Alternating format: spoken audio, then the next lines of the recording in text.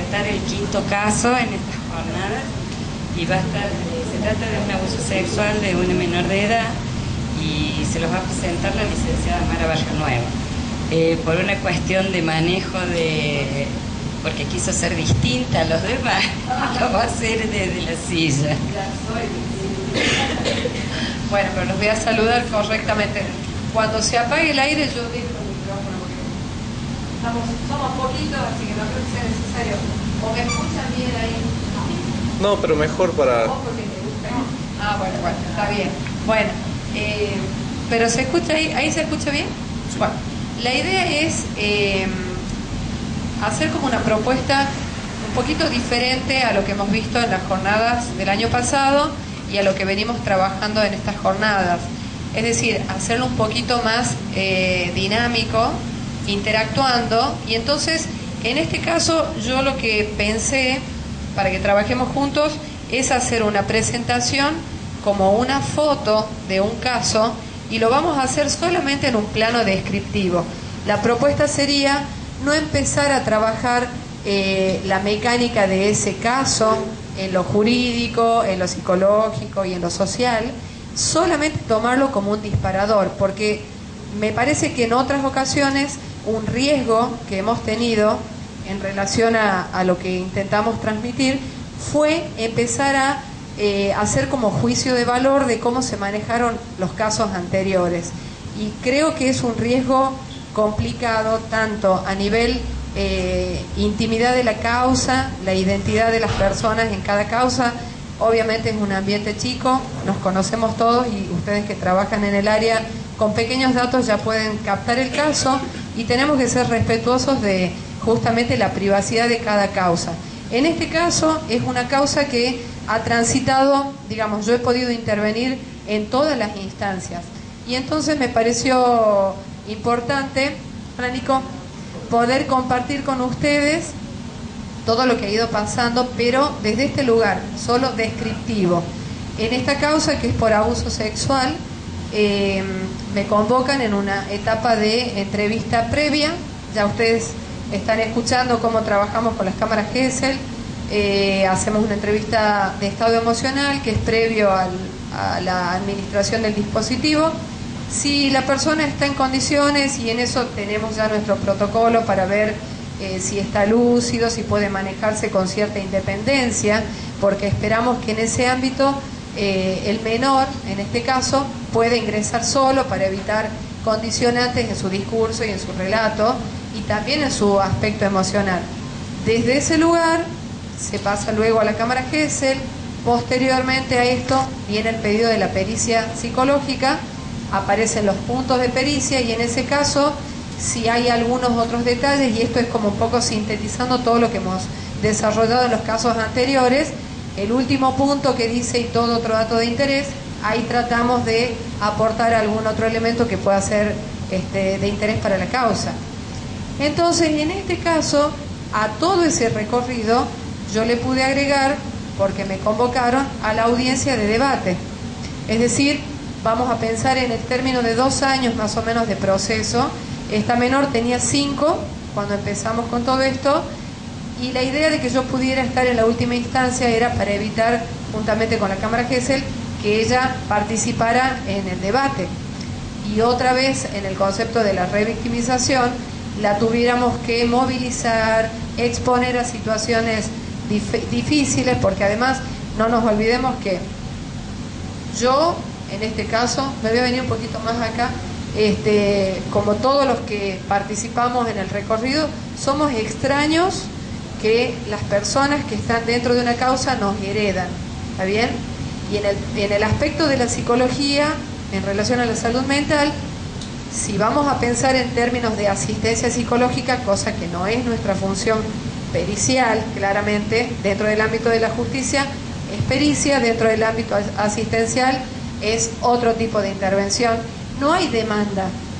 Entonces tenemos que contar con que esa persona, y ese menor en este caso, llega con una cierta resistencia ya a nuestras oficinas, tiempo en el que seguramente ya han pasado por otras personas, con otras preguntas, con otras caras, con otras modalidades, Y en esto, lamentablemente, no todos tenemos una buena llegada, sobre todo con los niños. Ni tampoco todos estamos formados adecuadamente, pero hay que seguir trabajando en eso. Por eso este espacio también se habilita para seguir trabajando. Con lo cual, en este caso en particular, y habiéndoles contado todas las instancias y el tiempo transcurrido, les voy a hacer la presentación y después de eso, mi idea es que podamos trabajar separando desde este lugar lo emocional de lo cognitivo, pero entre nosotros, a ver qué tal sale. Veamos. Bueno, el título creo que fue la primera parte de la presentación y del armado de este caso. ¿Por qué se me ocurre ponerle el recorrido del dolor? Estamos hablando del concepto de revictimización, en el cual lamentablemente no hay forma de achicar la situación de víctima, salvo que obviamente con el buen trato y tratando de mejorar en las prácticas, de alguna manera intentamos acolchonar todo el recorrido que los menores en este caso tienen que transitar en el proceso jurídico. Disculpen que les dé la espalda por ahí para este lado. Con lo cual creo que pensando en una concepción humana de nuestra intervención en un aspecto que es cuantificable, que es la justicia, la ley, los parámetros para dictar sentencia, hablamos más que nada de números de alguna forma, ¿verdad? Entonces, como agentes de salud, en el aspecto psicológico me pareció importante resaltar esta cuestión de lo humano, porque estamos trabajando con personas, y en el caso de los niños, personas en crecimiento, a la que podemos lastimar sin querer en pos de ayudarlos a hacer justicia. Entonces, si pensamos en este caso, en el recorrido del dolor, y nos podemos preguntar, justicia, y después podemos pensar, justicia para quién. Esto va a dar pie a lo que me gustaría que después trabajáramos un poquito más adelante, así que quédense un poco pensando en relación a esto y veamos hacia dónde se articula. La idea de hacer una balanza, bueno, obviamente es un poco intentar marcar la casa en la que nosotros trabajamos, que es la casa de la ley.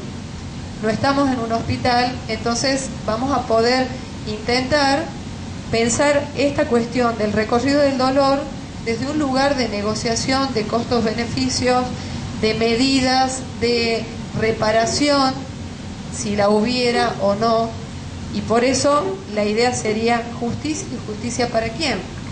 Entonces vamos a ver, en este caso,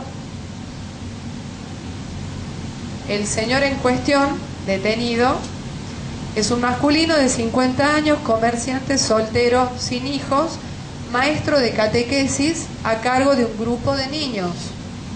Ya con eso vamos marcando que es una persona que para al menos ese grupo de niños y esas familias representa un espacio de confianza, ¿sí? Está imputado por el delito de abuso sexual con acceso carnal, grado de tentativa en calidad de autor. Niega su acción en lo que se le imputa. La pericia psiquiátrica define que es imputable, comprende la criminalidad de sus actos y puede dirigir sus acciones.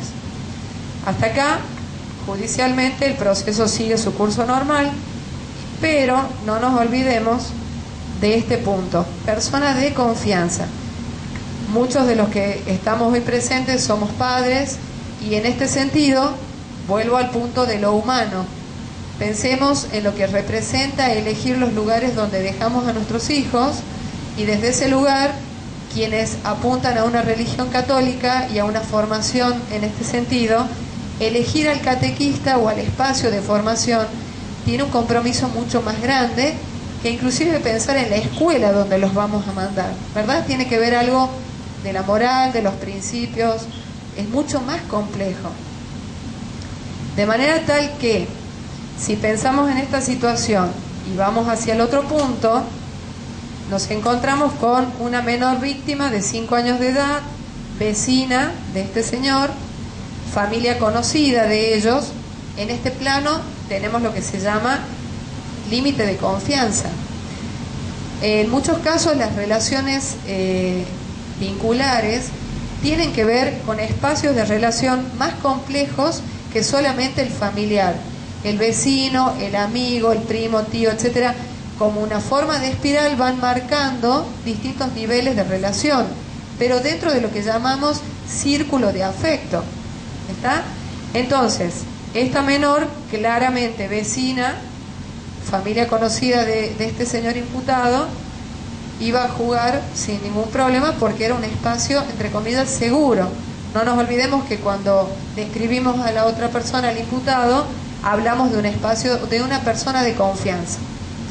En la cámara Gesell, obviamente estado emocional apto para cámara Gesell, pasamos a la cámara Gesell. Entre otras de las frases que ella puede mencionar, dice: me tocó el purú y me quiso asentar las bolas, lloré. Vamos pensando en la edad, 5 años, en los conceptos, en la definición cognitiva de lo que representaría para una menor de 5 años las partes del cuerpo, ¿sí?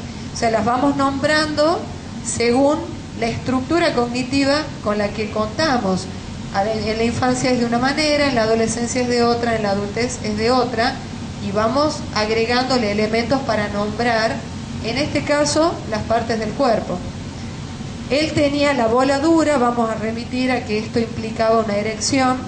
Me levantó la ropa y me quiso subir con él. Examen médico, presenta irritación perineal y en margen genital, que podríamos pensar en el caso de menores más pequeños como una irritación de pañal, pero acá claramente remitía a una frotación de la zona. ¿Está bien? La pericia psicológica, que la hago yo, menciono exposición temprana a estímulos sexuales, relato preciso, etcétera. Yo lo traje acá también como para, si veo que es necesario, les voy a leer alguna otra cosita, pero no nos olvidemos que el planteo de hoy es hacerlo solo en plano descriptivo. No voy a profundizar para que trabajemos un poco el ejercicio que me gustaría que veamos. No se observa daño psíquico a la fecha en la que yo la veo. Esto fue en abril del 2011, pero sí aparecen indicadores de abuso sexual, entre otros, vergüenza, culpa, angustia.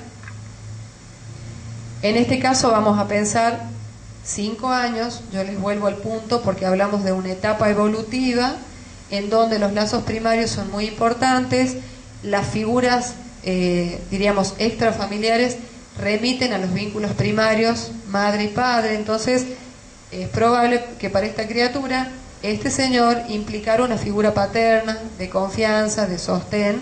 Por lo tanto, una niña confiada en ese espacio,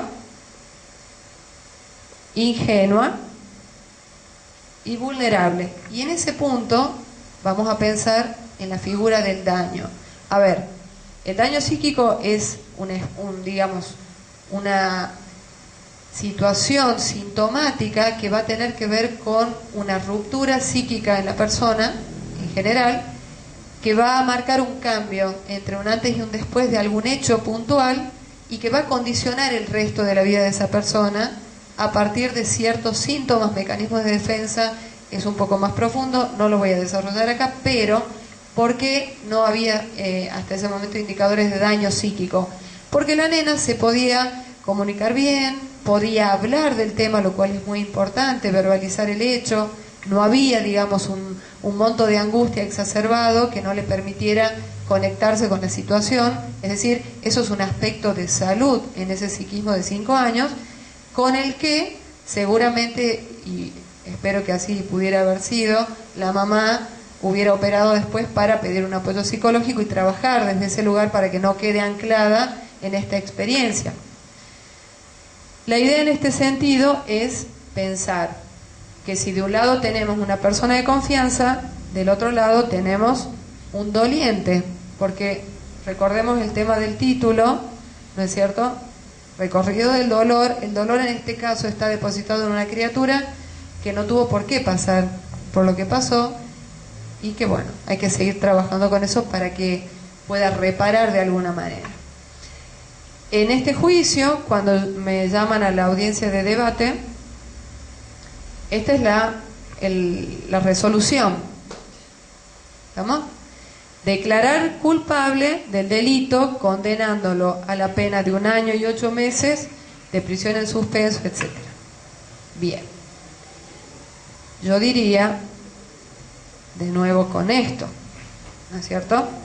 A ver, yo lo que querría preguntarles, un poco en este sentido, es, presentado el caso, ¿no? Hasta ahí, después vamos a hacer, si surgen preguntas, les profundizamos, pero a modo de juego, lo planteemos desde ese lugar, a ver cómo se van sintiendo, porque me interesa que en este caso de hoy, no nos pongamos en el lugar de la investigación del caso, sino de qué nos pasa a nosotros como agentes del Poder Judicial, cada uno en el rol que le compete, desde su articulación personal, ¿no es cierto? ¿Qué es lo que pasa con estos disparadores? Porque nosotros estamos expuestos a estímulos que son muy traumatizantes.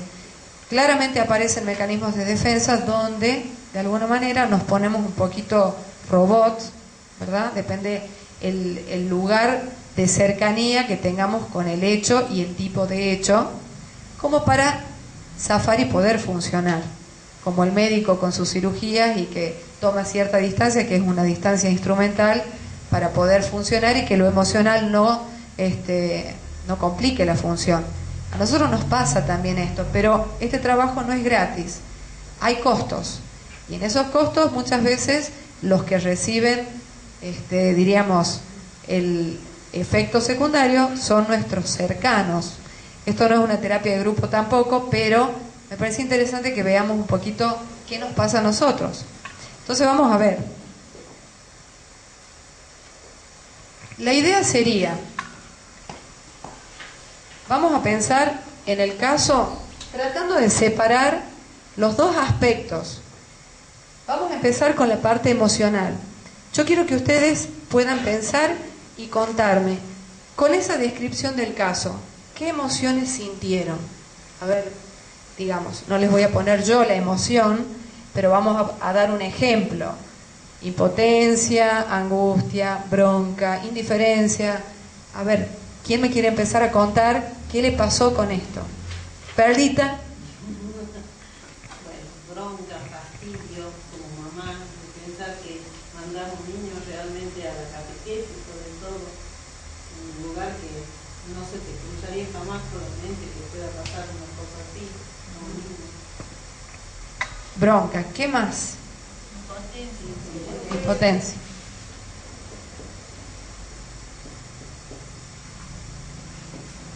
Bien. ¿Qué más? Gra, ¿qué te pasó a vos con el caso? Bronca. Allá, a ver, Nico. Wow, se me fue para allá. Con fuerza lo tuyo, bien. Bien, bien. Furia, por supuesto, es válido. Bien. Una desilusión porque hasta el mismo rol de madre uno se siente vulnerable. Desilusión. ¿Alguien sintió culpa? Sí, quizás sí, puede ser. Por ¿Sí? no haber puesto mucha atención en esa persona, que se confía a una nena de 5 años y hoy como están las cosas, no se puede confiar en nada. Por más que sea catequista, por más que sea quien sea. Digo, porque ahí capaz que hubo algo del rol materno desde el que te pudiste ubicar. La idea sería, ¿Culpa en la actuación del sistema o culpa como empleado, como no sé, funcionario en cómo se termina? allá como mamá aparece? ¿Vos como qué lo pensás? No sé, de lado de culpa, uno tiende a descubrir que no, las soluciones legales a veces entran en conflicto con lo que uno cree que es justo o injusto. Ajá, o sea que volvemos Ese a eso. tribunal que dictó la condena hizo todo el proceso de acuerdo a lo que marca el código, marca la ley del rito, y la condena en sí misma desde el lado de en comparación con el impacto que genera el hecho es injusta, es mínima. Entonces El daño es para toda la el vida. daño que se genera es lo que no da pena. Pero con ese análisis, ¿vos qué sentiste? Porque eso que está bien, es válido. Poneme una palabra de emoción. ¿Cómo la simplificarías a esa frase, eso que nos contás? Es como decepción. O sea que volvemos a la desilusión, impotencia. También quizás lo que valoró el tribunal, Ajá. capaz que en el mismo hecho, si había daño psicológico, de repente la valoración y el monto de la pena hubiera sido diferente que si no hubiera daño psicológico, pero la conducta desplegada por el autor del hecho es Sí, la misma. puede O sea, ser. hubo un intento de abuso, o sea, hubo un abuso y no logró el acceso. Pero ese hecho es el mismo, nada más que me parece que la valoración a la hora de aplicarle la condena no hay daño psicológico. Viste qué difícil, ¿no? Nosotros tenemos que firmar esos informes y ser objetivos y poder corrernos de todas estas emociones que también sentimos cuando trabajamos con estas causas. Pero lo que es, y ahí es donde va nuestra ética, en poder firmar lo que es. Por eso decía al principio, esta cuestión de lo numérico de la ley. La sentencia, vamos a pensar en la calificación de daño, de lesiones, por ejemplo, graves, gravísimas. Y uno dice, apareció con la cara así, pero es lesiones leves. Bueno, no me voy a meter ahí porque no es mi terreno, pero me refiero, esta cuestión de justicia y justicia para quién. Hablamos de un concepto que es subjetivo, porque tiene que ver con lo que para cada uno puede estar representando esa instancia. Y esta instancia judicial en la que estamos todos y que somos parte de esa causa, desde el que recibió el oficio en mesa de entrada, emitió la citación, somos todos partes del engranaje. Pero obviamente, cuando perdemos de vista lo humano es donde empezamos con la revictimización de esta menor, en este caso de 5 años, que nos tiene que heredar en todo un tema. Que a esa edad, esto de la condena y del monto de la pena, en suspenso además, no lo sabe, no lo registra, no lo internaliza. Sí la mamá, sí los familiares, etcétera, ¿no? Entonces, esta parte es genial que se hayan podido conectar con las emociones. Acá han trabajado más que acá. ¿Por qué? Ah, bueno, te lo sintetizo rápido, ¿querés? ¿No me querés contar tu emoción entonces? No hay problema. Bueno. No, es un vecino catequista a cargo de chicos menores, digamos, ¿no? Bueno, a ver, ¿vos querés contarme qué sentiste? Ajá.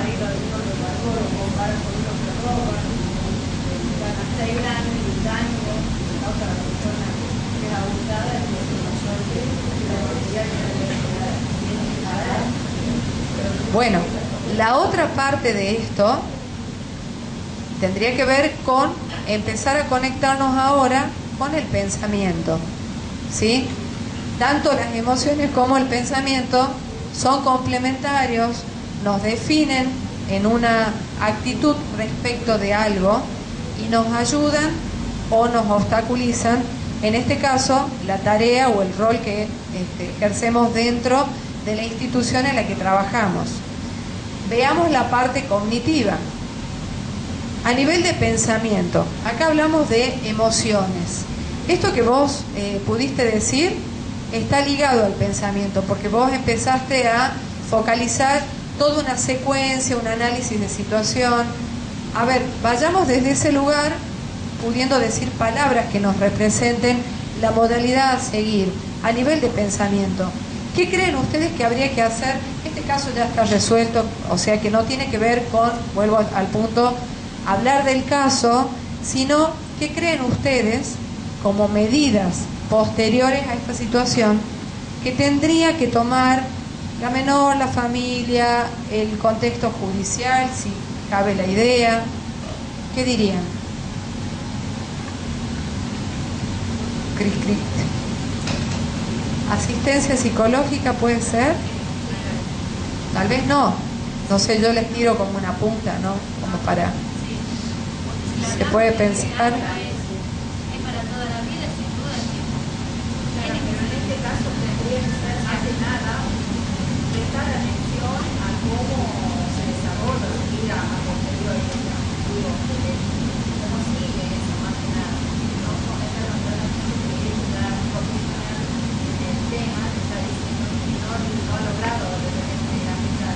O sea, vos hablas de un seguimiento de la causa o de la persona. No, de la persona, no, la causa de la persona. Ajá. O sea, ya esto es extrajudicial, ya se cerró, ya entramos como observadores de la familia, de la menor. ¿Qué se les ocurre? Bueno, yo tiré asistencia psicológica, la ponemos como una punta, sigamos pensando. Sacarlo de la casa del vecino, porque es un vecino que tiene, Claro, porque está al lado. entonces de repente yo ir ahí y verlo todos los días es un apuro, una vergüenza. ¿Sabes lo que pasó en este caso? Te lo cuento porque me acordé justo y bueno, no importa porque eso nos ayuda a pensar, por eso lo voy a contar. La nena se fue, ¿viste? Se fue a la casa de una tía para evitar el contacto. Ahí es un trabajo de infancia, adolescencia, casa, para ejemplo. Ajá. El informe, evalúa, trabaja, pero termina llevando ese termino en institución. Y ella queda privada de desarrollarse y vivir en la vida cotidiana normal. Y el abusador, la abusadora, anda a la calle, está en una calle de esquina, vuelve y eso tiene que ganar de institución. Entonces yo creo que hay que retener un montón de cuestiones a la hora de evaluar y hacer un informe de las sugerencias. Porque que siempre uno dice que no queda otra. Yo creo que ahí es trabajar más fuerte en el sentido, no, porque a ella o al niño vamos a ir adulto.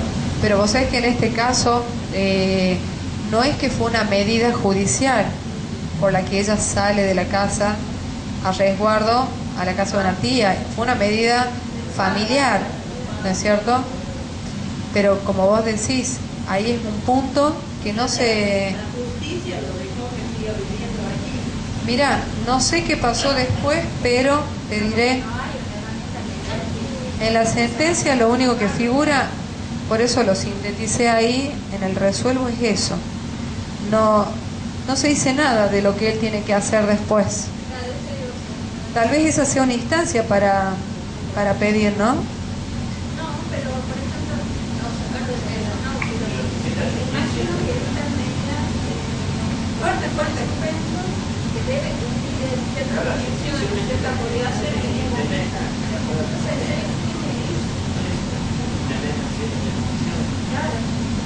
Pero no se hace habitualmente, o sí.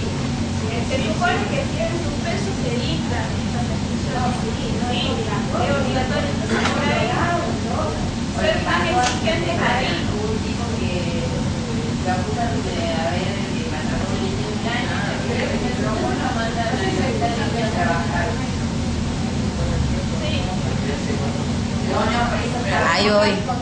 Justicia para quién, digamos, que es la pregunta de foco que uno empieza, y este tipo de cosas a mí, por ejemplo, me da vergüenza como ciudadana, porque uno trata todos los días de luchar y luchar con esto de qué hacemos para prevenir, para la asistencia, como decimos, y de repente no nos unimos. O sea, yo creo que somos dos paradigmas que no estamos unidos, entonces no podemos trabajar en red. Esto es muy parecido a lo que pasó la semana pasada o esta semana, que es del señor que está acusado de maltrato infantil de la hija de un año y 4 meses, creo, si no me equivoco, y también tiene lo mismo, prisión en suspenso, y lo mandan a hacer trabajo comunitario al hospital de niños. Entonces uno lee el diario, ve y dice, ¿qué está pasando? O sea, es una burla hacia la ley 26071 totalmente. Entonces uno creo que le agarra impotencia, bronca, vergüenza y a veces hasta desgano y desesperanza, porque uno dice, no puedo ir contra esto todos los días.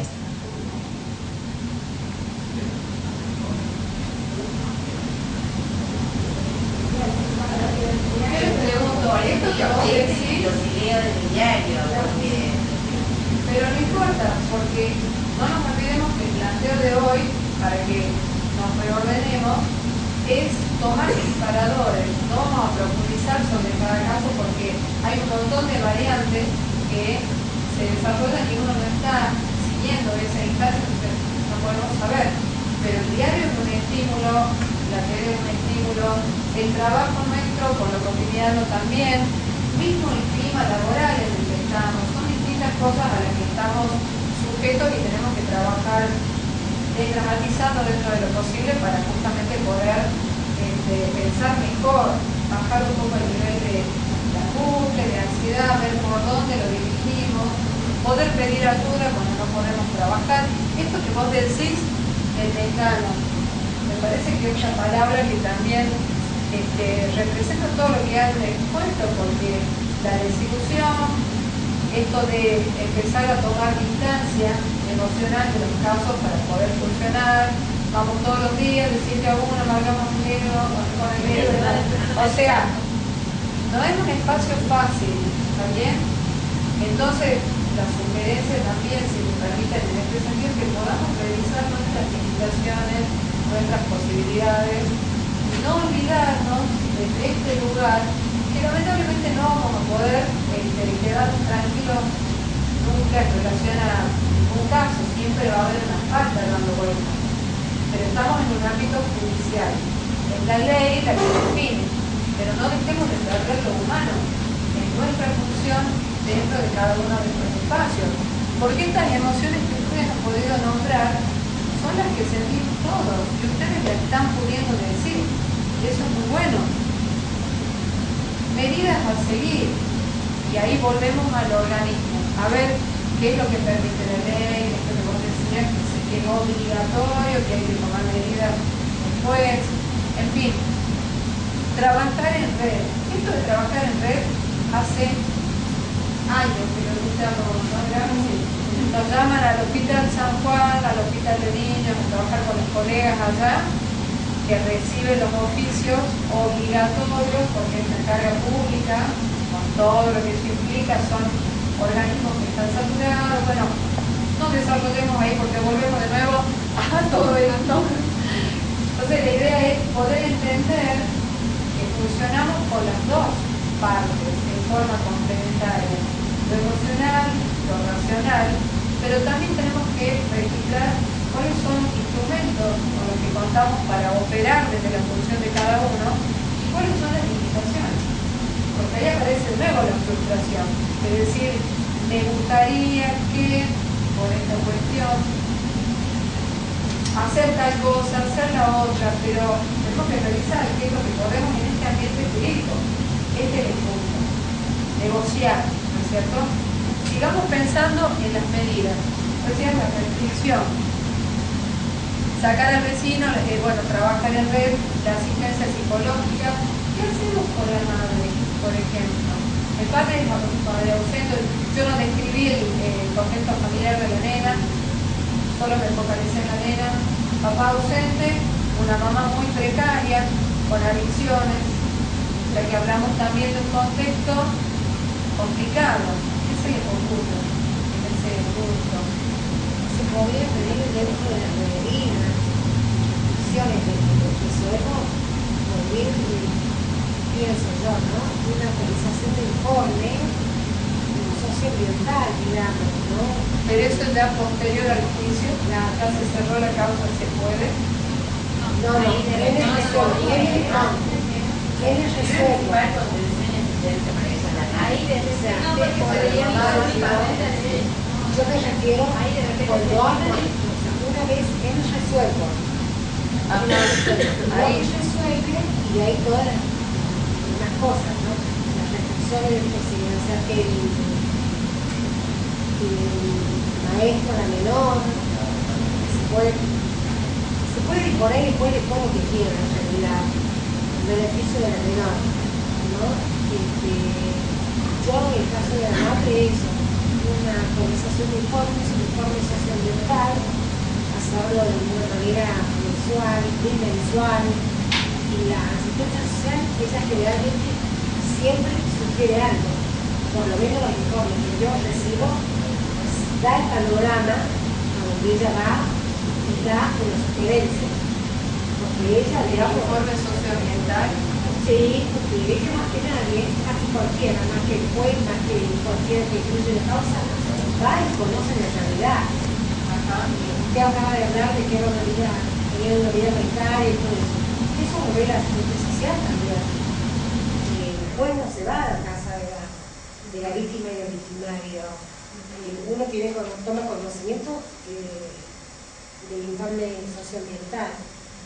Yo personalmente en el resuelvo, además de lo que no estoy de acuerdo con el resuelvo, de que la niña, bueno, esté apartada, que evite todo contacto con la persona, con el victimario, incorporar ahí otro tipo de medidas, como para hacer un seguimiento.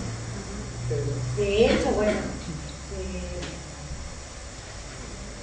yo he tenido casos de abusos y bueno, se hizo primero toda la movida que se hace, bueno, el informe, el primer proveído, el informe psicológico, el socioambiental, todo eso, informe escolar, incluso informes que surgen de mi parte también, ¿no? Que a veces pueden servir bastante. Los recibimos, se toma audiencia, esto, aquello, y bueno, quedan, a mí mucho como que no me convencen, será porque yo soy madre también y todas esas cuestiones, como que quedan ahí, hacen un resuelvo y sigue el hombre, o sea, el victimario sigue su camino y las marcas quedan, ¿Qué les parece el igual espacio? los casos de violencia. Exacto. De violencia, ¿no? Los hijos conviviendo con su propia madre, ¿no? Y reincide, y yo no veo una capacidad resolutiva. Que eso no lo hace solamente la persona que está en el juez, ¿no? En el caso de violencia a los propios hijos o a cualquiera. No veo una cuestión que se resuelva así. Yo tengo la postura. Generalmente, cuando nosotros vamos hacia la casa de estas personas, piden un cierto acompañamiento de la justicia ante, digamos, la imposibilidad económica de ellos de tener la participación de un profesional psicológico como para que les vaya enseñando de cómo pueden seguir manejando la situación, porque se altera toda la estructura familiar. No sabe, la madre empieza a dudar porque le ataca tanto miedo, porque tiene otra actitud con los chicos, con los otros hijos, se ven, digamos, tan superadas por la situación que no saben cómo actuar. Entonces generalmente piden eso, que el Estado les brinde un profesional, un terapeuta, como para poder afrontar hasta que pasen si pueden superar esta crisis. Yo personalmente me veo no enfrentada, sino me veo con dos situaciones, como dice usted ella, ¿no? Desde la justicia se les puede brindar eso, ¿no? Y más, a través de acción social se les puede brindar muchas cosas, ¿no? Asistencia, incluso si uno habla de precariedad en cuanto a lo habitacional, se hace todos los trámites, los oficios, como dice usted, para que vayan, vean qué es lo que les haga falta. O sea, uno hace todo un movimiento como para que, traten de salir, ¿no? O sea, salen una asistencia psicológica, la visita de un asistente social. Pero también hay casos en que uno a veces choca contra una pared porque pone de todo de su parte, pero del otro lado, ¿qué sería del otro lado? Queda igual, o sea, no digo que no les importa, pero hubo un caso hace poco tiempo que una nena de 13 años dio a luz, la mamá, obviamente con problemas mentales, digamos, con una demencia leve, digamos, con un entorno totalmente muy del norte, los hermanos también, ella también, violada por los hermanos, por vecinos. Cuando dio a luz, obviamente que la chiquita bloqueada totalmente a pesar de su discapacidad, digamos, no quería ni tener contacto con la criatura. Y bueno, ahí el tema se pone a disponibilidad para adopción, vuelve con la familia, pero ¿para qué va a volver si va a seguir en las mismas condiciones? Y la madre decía, la madre de la menor, se le preguntaba por qué no advertía ella esa situación, y ella contestaba, no, dice, pero yo qué podía hacer, dice, si la tiraban ahí en el campo y la agarraban. O sea, naturalizó la situación. Exactamente, ¿no? Entonces era, bueno, ¿qué hacer con la criatura? Porque encima con muchas posibilidades de enfermedades congénitas, ¿no? A nivel neurológico y todas esas cuestiones, por toda la familia. Entonces es como enfrentarnos en muchas variables, ¿no? Es muy complicado. Y esto es como en todos los casos, y en cada momento sumado a la propia conflictiva cotidiana de la piel para adentro, digamos, que todos podemos estar transitando. Exactamente. Pregunto, en relación a este caso, ¿qué se les ocurre en el ámbito escolar? Vamos a pensar que todas estas medidas ya se van desplegando. También hay que tener en cuenta que a veces tantas medidas en forma simultánea generan patologías porque hay como una vivencia de invasión, o sea que hay que ser respetuosos también del tiempo en el que estas medidas se pueden ir incorporando eso, por parte de la menor, por ejemplo, la familia. Eso lo sugiere, por ejemplo, en este caso, el psicólogo, ¿no? ¿Qué cosa? Si cada cual, claro, el psicólogo lo sugiere. Exacto. Por lo menos yo en algunos informes que recibí, el psicólogo es quien sugiere, por ejemplo, no me acuerdo en qué caso, no exponer a los menores, esperar tanto tiempo y de ahí... O sea que en estos casos, inclusive teniendo en cuenta la edad de... Vamos a volver al espacio descriptivo, porque no nos olvidemos que hay millones de situaciones, pero no nos vayamos, nos quedemos en este caso. A veces es mejor empezar a trabajar con la mamá sobre todas sus cuestiones y su función materna de protección, porque hubo algo en la protección de esta criatura que quizás no estuvo al servicio de la función materna adecuada por sus propias limitaciones o sus propias patologías. Entonces, trabajar con la mamá, ayudar a la nena a que se pueda revincular desde otro lugar y conectar con su edad y con su nivel de juego y su grupo de pares. Esa puede ser una buena salida pensando en la criatura para ver más adelante si está en condiciones de ser quien defina si quiere tener su espacio de asistencia psicológica. Esto es un poco pensando en los chicos que son mandados a terapia, ¿no? Obviamente a esa edad no pueden decidir por sí solos quieren una terapia porque no hay un criterio claro de lo que eso implica, pero sí empezar a trabajar con los agentes directos, en este caso, digamos, la mamá, con esa patología que también puede tener, así que es válido lo que van produciendo en este plano. Les pregunto, ¿qué les parece, qué les remite a ustedes la palabra o la frase el justo medio? ¿Quién me puede contar al respecto? Lo escucho mucho en la justicia, por eso quiero preguntar. Ajá. Contanos un poquito. No, el punto medio, o sea, se aplica en todos los casos, o sea, es una, digamos, una frase filosófica de lo cual, o sea, así definió Aristóteles a la virtud, en aquellos momentos estaba la justicia, digamos, o sea, la justicia de la virtud, que para que sea justa, tiene que ser el justo medio.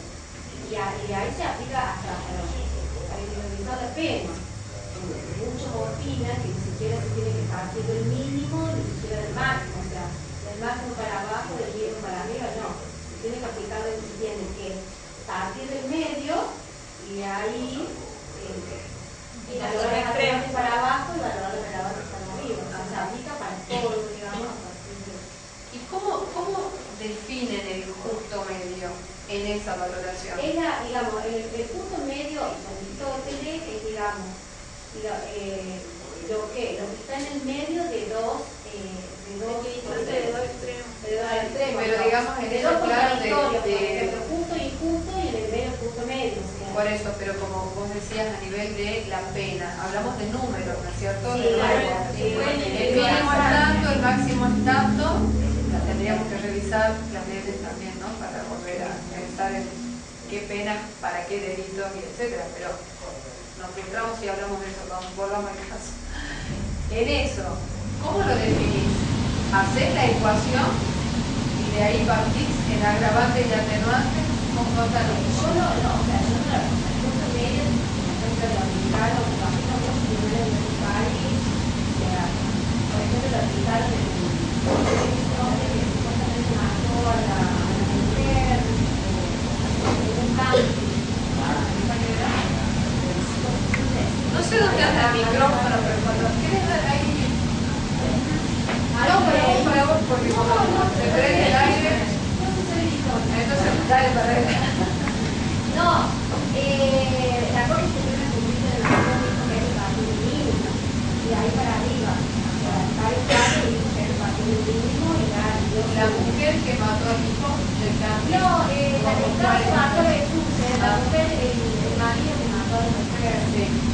Ahí anda, cuando ahí lo condenan por el incumplimiento, la jueza que le pone la pena, porque hace distinto, no sabe que hay un juicio de censura, es otro juicio para implementar la pena, es tan importante, que hace otro juicio y ahí todo se puede volver a presentar pruebas para el juicio pequeño, el juicio de censura. Y entonces ahí explica mucho de ella, aplica el informe y hace bárbara, ¿no? Bueno, es trabajable, Y en esto porque cuando empezamos a trabajar un poquito allá, me dijeron que era, hablando del justo medio, en esto de justicia y para quién, ya me acuerdo que vos decías, y como no había puesto yo en el informe la figura del daño psíquico, que eso podría haber influido hacia menos. Pregunto, ¿se te ocurrió eso? En relación a un año y 8 meses y su peso, ¿no? Por supuesto, estamos aprovechando que... El artículo que da para individualizar, como dice, el 40-41 pone ítems para individualizar y habla del daño, de acuerdo al daño que se generó por el hecho. O sea, es una de las pautas para individualizar los precios. Pero acuérdense que los informes no son vinculantes. Claro, lo que pasa es que como Formalmente no son vinculantes no significa que uno se lava las manos, sabemos cómo influye, pero obviamente es duro cuando es tu firma la que tiene que definir y vos ya sabés que eso puede impactar de una manera u otra en la sentencia. Eso lo tenemos muy claro, pero volvemos al punto de la ética y lo que es y lo que no, en materia de los jueces, en este caso, y la responsabilidad.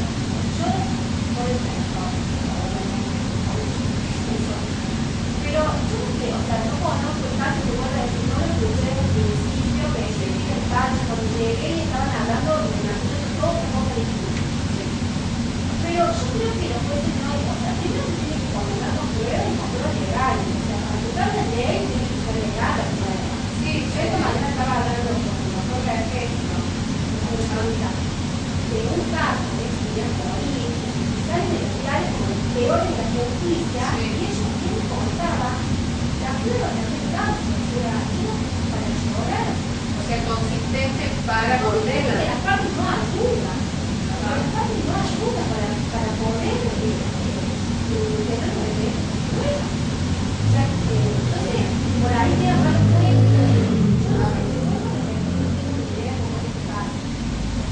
pero le deben haber imputado a un fin en el imagino. Por eso la condena de 1 año y 8 meses es su parte. El abuso sexual siempre es hasta 4 años. Volvemos al tema números. ¿Se acuerdan que? Pero también se debe haber tenido en cuenta todo el contexto familiar. Ahora que no me decís que tenía adicción, o sea, era adicta, era problema con la adicción. Bueno, cambia todo el contexto. A mí como la está feliz que se le consiga entonces. Por supuesto, sí. Por una medida de cuidado. Pobre chiquita, el cine de demanda, la justicia de tuvo que ver con el chica. Y después me dice que la verdad a veces está bien. Por eso. Ya una medida de protección familiar. No, eso iba a decir, o sea, el hecho de saber que la madre también de la víctima es una adicta, cambia todo, porque su rol como madre no lo está cumpliendo cabalmente. Entonces una forma de proteger, incluso que como sociedad protejamos a nuestros niños, es sacarle, por más que sea una madre, una mujer, tuvo hijos, si no está cumpliendo realmente como debe hacer el rol de madre, pero ese pensamiento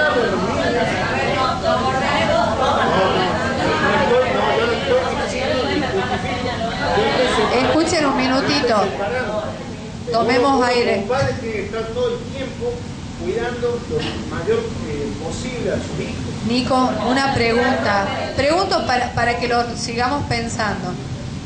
¿Esto no se parece a cuando hay un abuso sexual de un adolescente y dicen tenía la pollerita corta? Pregunto, son dos preguntas. No, para mí no. A ver, porque el delito es el delito, ¿no es cierto? Allá de las condiciones. Sí. Yo creo que una causa para pedir pena por parte de los fiscales y para imponer pena por parte de los jueces se valoran un montón de cosas. No solamente psicológico, no solamente no sé qué se trataba de hombre, qué hacía, qué tal. Por eso, son muchas cosas, no podemos, o sea, digamos, decir, tuvo poca pena, 1 año y 8 meses, por el informe psicológico. Claro. Me parece que son como puntas que nos van saliendo porque analizamos en el contexto y la propuesta mía para que ustedes vieran, hoy no vamos a profundizar sobre el caso, por eso yo he sido bastante austera en los datos. Claro, dado los datos. Era solo hacer una descripción por arriba de un recorrido del dolor, que es el título que tiene este caso. Pero está bien la observación, porque tiene que ver con lo los apuntaba es objetivos. lo que muchos dijeron acá, la culpa como sociedad. Yo como integrante de la sociedad y como padre, siento que si alguien falla, y estoy separando, ¿no? Porque también vos recién dijiste, no, bueno, porque si una adolescente anda, la es violada, después decimos, no, pues tenía la pollerita corta. Sí. Al margen de eso, que tampoco se justifica ni se debe tolerar, porque una mujer, una niña, un niño, puede vestirse en la forma que quiera y eso no da derecho a otra persona a